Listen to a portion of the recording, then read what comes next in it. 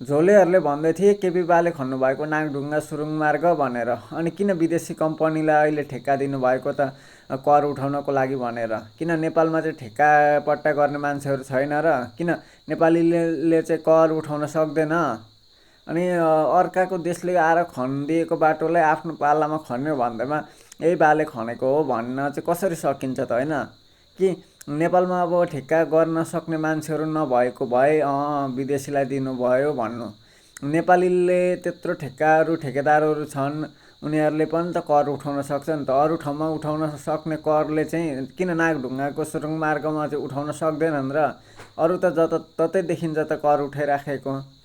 त्यसो भए सबै कुरा केपी बाले खनेको, अनि केपी बाकै पालामा यस्तो भएको भए चाहिँ आफूले नै गरेको भनेर भन्न सक्ने पनि सक्ने नै हुन् नि त। झोलेहरू भइसकेपछि यति त गर्न सक्नुपर्छ क्या, झोलेहरूको हक अधिकार बन्छ।